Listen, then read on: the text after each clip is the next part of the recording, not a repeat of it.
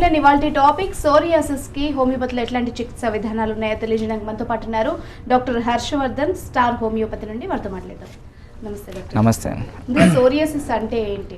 Okay, ముందుగా TV ప్రేక్షకులందరికీ సంక్రాంతి శుభాకాంక్షలు. ఫస్ట్ ఏంటంటే మనకి సోరియాసిస్ అంటే ఏంటిది? మనకి చాలామంది ఏంటంటే వాళ్ళ ఏజ్ ప్రకారంగా చూస్తే చిన్నపిల్లలు అంటే పుట్టిన తర్వాత ఒక 5-6 సంవత్సరాల నుంచి తర్వాత మనకి ఏంటంటే ఒక 60-70 ఇయర్స్ వచ్చే వరకు చిన్నగా ఏదో ఒకటి మనకి ఏంటంటే చర్మవ్యాధితో బాధపడుతూ ఉంటారనమాట.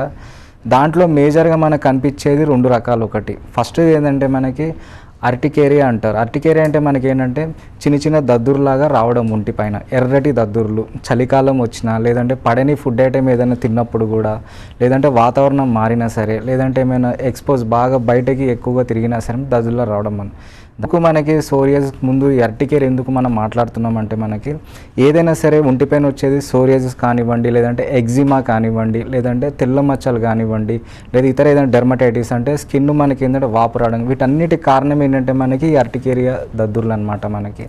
సో మనకి ఏంటంటే ఇప్పుడు సోరియాసిస్ చాలామంది ఏంటంటే సోరియాసిస్ అంటే చాలామంది భయపడుతూ ఉంటారు, అదొక పెద్ద జబ్బు అని భావిస్తూ ఉంటారనమాట. సో మనకున్న అంటే మనకి సొంతంగా మన పర్సనల్గా ఉన్న మనకి ఏవైతే మనకి సమస్యలు ఉన్నాయో అలాంటి సమస్య మనకి సోరియాసిస్ లాంటిది అనమాట. సో మనకి ఏంటంటే సోరియాసిస్లో మనకి మెయిన్గా చలికాలంలో బాగా కనిపించడము అంటే ఒక 80-90% సోరియాసిస్ మచ్చలు. కొద్ది మందికి ఏంటంటే ఎండాకాలంలో బాగా కనిపించడం చూస్తూ ఉంటాం అనమాట. సో ఎలా ఉంటుంది మనకి సోరియాసిస్? మనకి చిన్నగా మనకి ఇందాక మనం చెప్పుకున్నట్టు ఏంటంటే దద్దుర్లాగా, అలాంటి దద్దుర్లే మనకి ఏంటంటే తర్వాత స్టేజ్లో అంటే ఆ దద్దుర్లకి ఏంటంటే మనకి ఏదైనా ఆయింట్మెంట్లు వాడినా సరే, లేదంటే బాగా ఎక్కువ స్ట్రెస్ తీసుకున్నా సరే, లేదంటే ఏదైనా పడని ఫుడ్ ఐటమ్స్ తిన్నా సరే అంటే అవి కాస్త ఏంటంటే సోరియాసిస్ మారే అవకాశం ఉంటుంది. అది కూడా ఎవరిలో వస్తుందంటే మనకి బాగా ఏంటంటే సున్నితమైన అంటే బాగా సెన్సిటివ్ పీపుల్ ఉంటారు చూడండి, అంటే ఇమ్యూనిటీ తక్కువ ఉన్న వాళ్ళు, దేనికి తట్టుకోలేని వాళ్ళలో కనిపిస్తూ ఉంటుందన్నమాట. ఎందుకంటే సోరియాసిస్ అంటే అందరికీ తెలిసిన విషయమే మనకి, ఎందుకంటే మచ్చల్లాగా ఉండడము, దురద రావడం కానీ, లేదంటే పొట్టుల్లాగా రాలిపోవడం కానీ ఉంటుంది. కానీ దీంట్లో ఏంటంటే మనకి గుర్తించాల్సింది ఏంటంటే సోరియాసిస్ అనేది మన బాడీలో ఏంటంటే ఇప్పుడు ఏంటంటే ఎడం పక్క కుడి పక్క ఉంటుంది. ప్రతి మనిషికి ఏంటంటే ఒక వీక్ పాయింట్ అనేది ఉంటుంది, ఎడం వైపా కుడి వైపా అనేది. అక్కడి నుంచే మనకి మొదలవడం జరుగుతూ ఉంటుంది అనమాట. సో దాంట్లో మెయిన్గా కనిపించేది ఏంటంటే జాయింట్స్ పైన మనకి, అంటే ఎక్కువగా ఏంటంటే మోకాళ్ళు, మోచేతులు, అరికాలలో కానీ, లేదంటే భుజాల పైన కానీ, తలలో కానీ అలా స్పెసిఫిక్గా ఉంటుందన్నమాట. సో అదొక 1 టైప్ ఆఫ్ సోరియాసిస్ మనకి. రెండోది ఏంటంటే మనకి పొట్ట భాగం కానీ, లేదంటే వీపు భాగంలో పెద్ద మనకి ఏంటంటే ఇట్లా వలయలాగా కనిపిస్తూ ఉంటుందన్నమాట. అక్కడ ఏంటంటే పొట్టు గోకె కొద్దిగా ఏంటంటే చేప పొట్టులా రావడం కానీ, అది ఏంటంటే ఒక 60-70% మందిలో చూస్తూ ఉంటాం అనమాట. సో ఇవే కాకుండా మనకి ఏంటంటే ఇంకొక టైప్ ఆఫ్ సోరియాసిస్ ఉంటుంది మనకి. దాంట్లో ఏంటంటే పొట్టు అనేది ఉండదు మనకు, అది ఎర్రటి మచ్చల్లాగా మనకి ఏంటంటే ఒక అద్దం ముందు ఎలా నుంచుంటే మనకి షైన్ ఎలా అవుతుందో అలా అవుతూ ఉంటుంది అనమాట.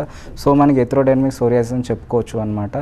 దీంట్లో ఏంటంటే మనకి సోరియాసిస్ పర్సన్స్ ఏంటంటే చాలామంది ఏంటంటే యాంగ్జైటీ అనేది బాగా ఉంటుంది, ఏంటంటే తగ్గుతుందా లేదా అనేది క్వశ్చన్ మార్క్ బాగా ఉంటుంది.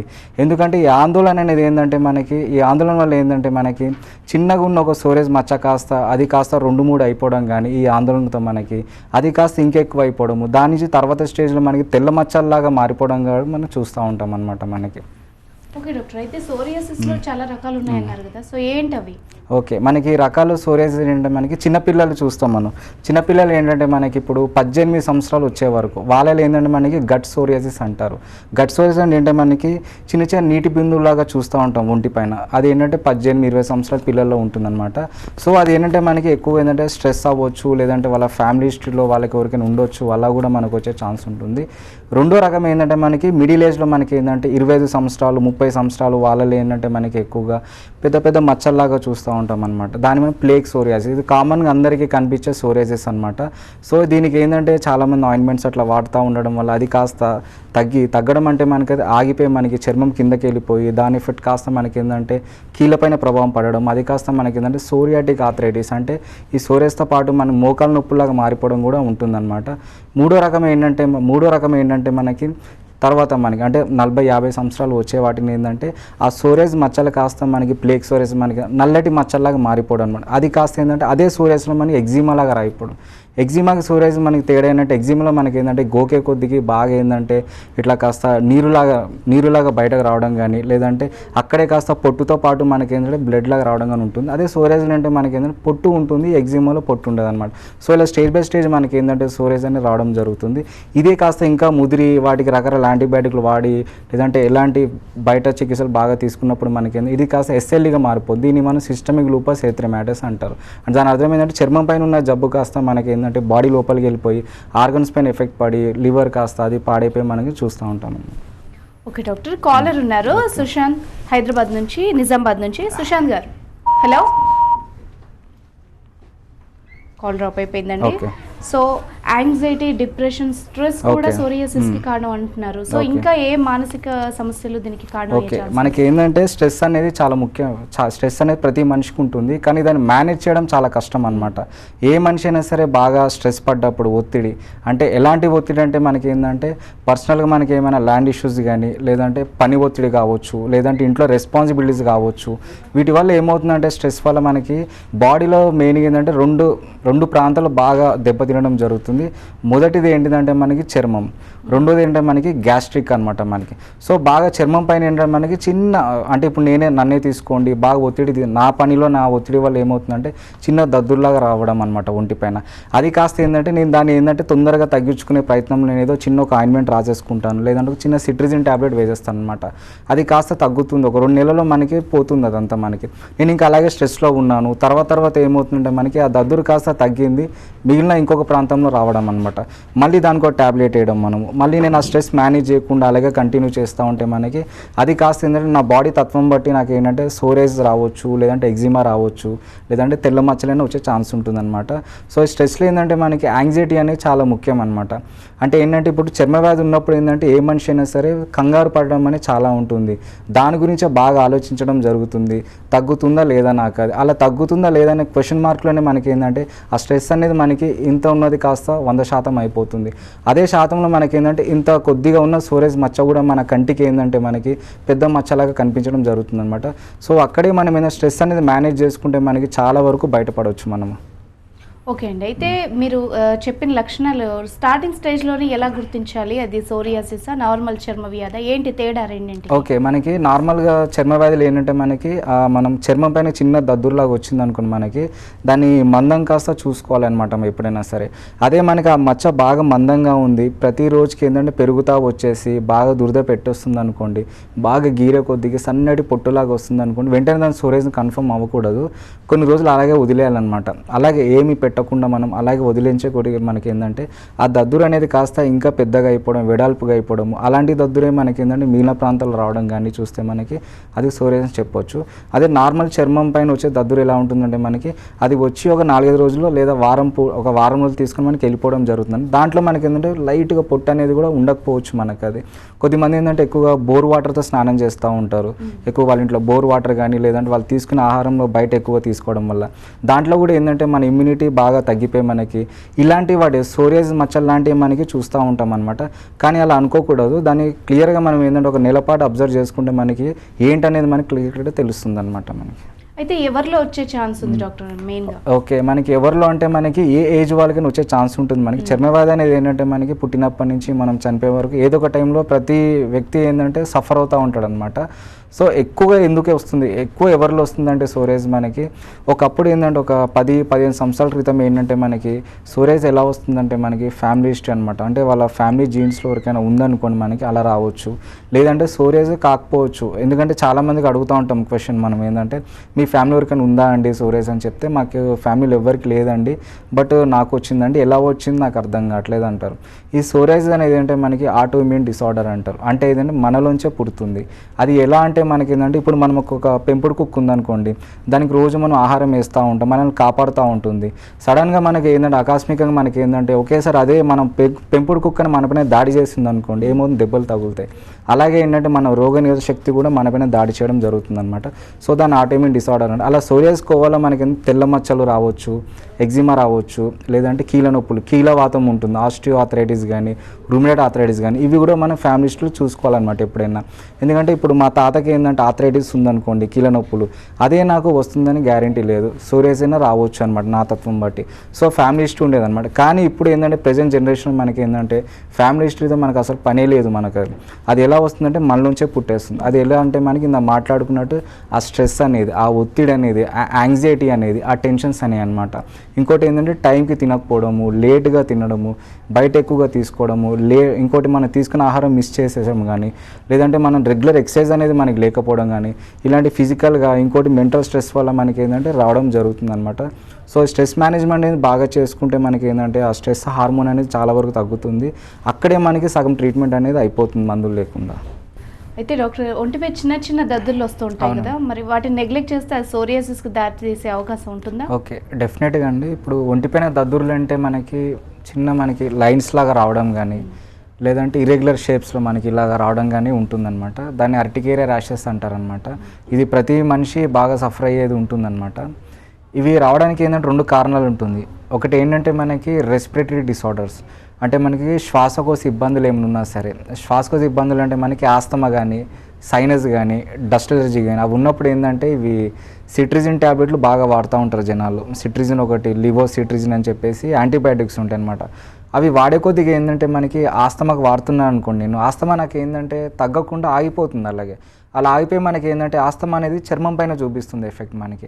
అలాగే ఒకదానికి వాడితే మెడిసిన్ ఏంటంటే మనకి అది కాస్త తగ్గి లోపలికి దిగి మనకి ఏంటంటే అది కాస్త బాడీ పైన ఈ ర్యాషెస్ మనకి ఈ దద్దుర్లాగా రావడం జరుగుతుంది. దాన్ని అర్టికేరియా అనవచ్చు అనమాట. రెండో కారణం ఏంటంటే మనకి ఫ్రీక్వెంట్ ట్రావెలింగ్ అనమాట.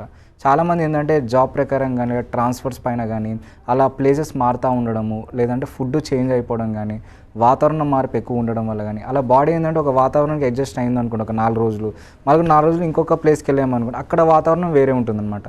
అలా బాడీ అడ్జస్ట్ కానప్పుడు ఏంటి మనకి బాడీ పైన దద్దుర్లాగా రావడం, దీన్ని మనం అర్టికేరియా, ఇదొక కారణం ఉంటుంది. మూడో ఏంటంటే మనకి పడని ఫుడ్ ఐటమ్స్ ఏమైనా తిన్నప్పుడు కానీ, స్వీట్లు కానీ, పులుపు పదార్థాలు ఉంటాయి చూడండి, గోంగూర కానీ, చింతపండు కానీ, లేదంటే ఇంట్లో మనం ఏంటంటే రూమ్ క్లీన్ చేస్తున్నప్పుడు ఆ బూజు కానీ, లేదంటే ఇంట్లో ఏమైనా మసాలా స్మెల్, పోప్ స్మెల్ కానీ, అలాంటి అగరబత్తి స్మెల్స్ కానీ, ఇలాంటివి పడినప్పుడు కూడా బాడీలో ఏంటంటే మనకి దద్దుర్లు వస్తూ ఉంటాయి అనమాట. సో అర్టికేరియా ర్యాషన్స్ అంటారు. దీనికి ఏంటంటే ట్యాబ్లెట్స్ ఎప్పుడు వాడద్దు ఎప్పుడైనా సరే, వాటికి అవి వదిలేస్తే మనకి చాలా వరకు నయమైపోతాయి 90%. లేదు తొందరగా తగ్గించుకోవాలనే ప్రయత్నంలో సిట్రిజిన్ ట్యాబ్లెట్లు బాగా వాడినప్పుడు మనకి ఏంటంటే ఇది కాస్త ముదిరి మనకి ఏంటంటే సోరియాసిస్ కూడా వచ్చే ప్రమాదం ఉంటుంది. మనకి ఏంటంటే రెండోది ఏంటంటే మనకి ఈ తెల్ల మచ్చలు వస్తాయి చూడండి మనకి బాడీ పైన ఎక్కువగా తెల్లటి బొలి మచ్చల్లాగా, అవి కూడా వచ్చే ప్రమాదం ఉంటుంది అనమాట రాను మనకి. సో ఇలాంటి జాగ్రత్తలు కొద్దిగా మనం ఏంటంటే మన పడిన దగ్గర ఉన్నప్పుడు అలాంటి ఐటమ్స్ దూరం ఉంటేనే మనకి బెటర్ ఇలాంటి ట్యాబ్లెట్లు వాడే కొద్ది కన్నా. ఓకే అండి, అయితే వాతావరణంలో మార్పులు కూడా ఈ సోరియాసిస్ని పెంచుతాయా? ఓకే, షూర్ అండి. వాతావరణ మార్పులు అంటే మనకి ఎక్కువగా 90% సోరియాసిస్ మచ్చలు కావచ్చు, లేదంటే అర్టికేరియా ర్యాషెస్ దద్దుర్లైనా కావచ్చు, లేదంటే మిగతా ఏదైనా స్కిన్ డిజీజ్ కానీ మనకి ఏంటంటే ఈ చల్లటి వాతావరణంలో బాగా ఎఫెక్ట్ చూపిస్తూ ఉంటుందన్నమాట.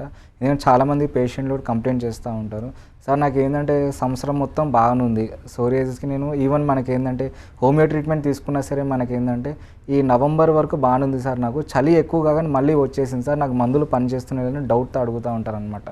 దాని ఉద్దేశం ఏంటంటే మనకి చలికాలంలో మనకి ఏదైనా చిన్న చర్మవ్యాధి ఉందనుకోండి, చిన్న ర్యాష్ వచ్చినా సరే మనకి చలికాలం రాగానే మనకి ఏంటంటే పూర్తిగా రాదు కానీ మనకి ఒక 50% మనకి ఎఫెక్ట్ చూపిస్తుంది ఎవరికైనా సరే, అది కామన్ ఎవరికైనా సరే.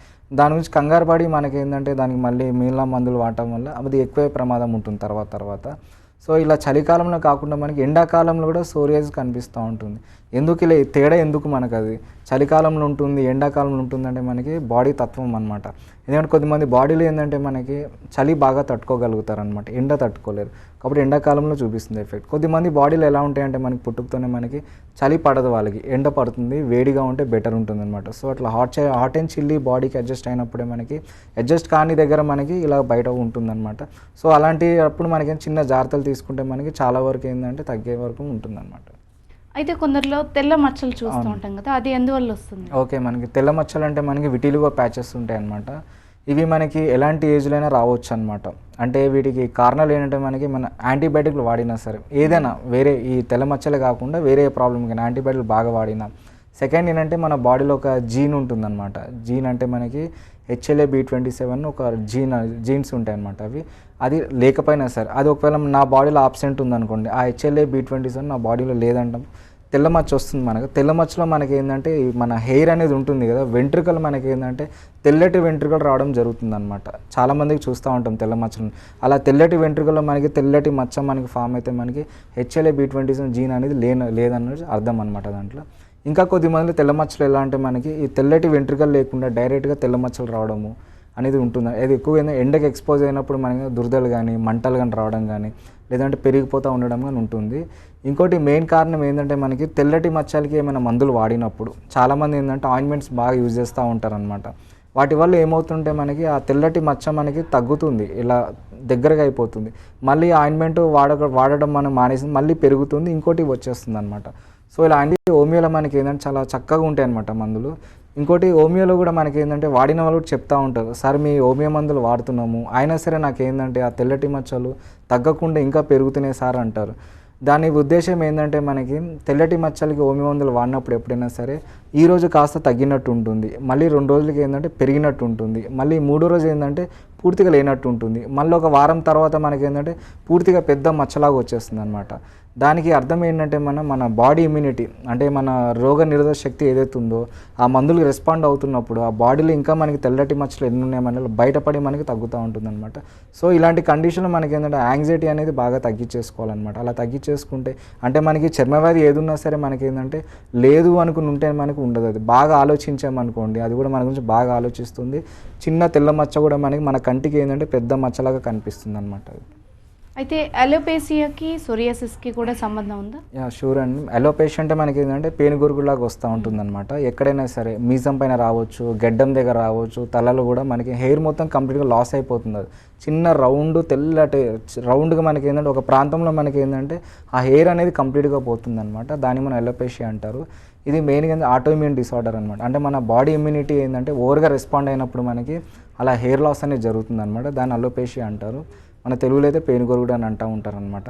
దీనికి ఏంటంటే మనకి చాలామంది జెంట్స్లో చూస్తూ ఉంటాం ఇది. అది ఎలా అంటే మనకి షేవింగ్ చేస్తున్నప్పుడు ఏంటంటే మనకి షేవింగ్ కానీ లేదంటే ఎయిర్ ట్రిమ్ కానీ హెయిర్ కట్ చేస్తున్నప్పుడు మనం వాడే ఇన్స్ట్రుమెంట్స్లో మనకి ఏమైనా అది హైజీనిక్ లేదనుకోండి మనకి అంటే ఫంగస్ కానీ బ్యాక్టీరియా గ్రోత్ ఎక్కువగా ఉంటే మనకి ఇలా వచ్చే కండిషన్ ఉంటుంది అలోపేషియా. రెండోది ఆటోఇమ్యూన్ డిసార్డర్ అంటే మన నుంచే పుట్టేస్తుంది సోరియాసిస్ లాగా అలా కూడా ఉంటుంది. సో దీనికి సోరియాసిస్కి ఏంటంటే సంబంధం తప్పకుండా ఉంటుందన్నమాట.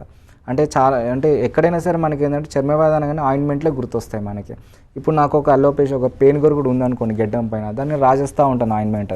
అది రాసే కొద్దికి ఏంటంటే అక్కడంతా హెయిర్ అనేది ఫామ్ అవుతుంది కానీ ఆ హెయిర్లోనే మనకి ఏంటంటే మనకి చిన్న దద్దురులాగా వచ్చేస్తుంది అనమాట. ఏంటి దద్దురు అని చెప్పేసి దానికి నేను డాక్టర్ దగ్గర స్కిన్ స్పెషల్ దగ్గర వెళ్ళాను అనుకోండి, దానికి వాడు ఇంకొక ఆయింట్మెంట్ ఇస్తాడు, సార్ ఇదేదో వేరే ర్యాష్ లాగా ఉందని చెప్పేసి అది దాన్ని మళ్ళీ రాస్తానమాట. అది కాస్త మనకి ఏంటంటే ఇక మన బాడీ ఇమ్యూనిటీ బట్టి మనకి ఏంటంటే సోరియాస్గా మారే ప్రమాదం ఉంటుంది. ఎగ్జిమా అంటే మన గోగా కొద్దికి ఏంటంటే చిన్న మనకి ఏంటంటే వాటర్ లాగా వస్తూ ఉంటుంది, అలా కూడా వచ్చే ఛాన్స్ ఉంటుంది అనమాట. Right, thank you very much doctor. ఇది వాళ్ళ లైఫ్ లైన్ చూస్తూనే ఉండండి TV9.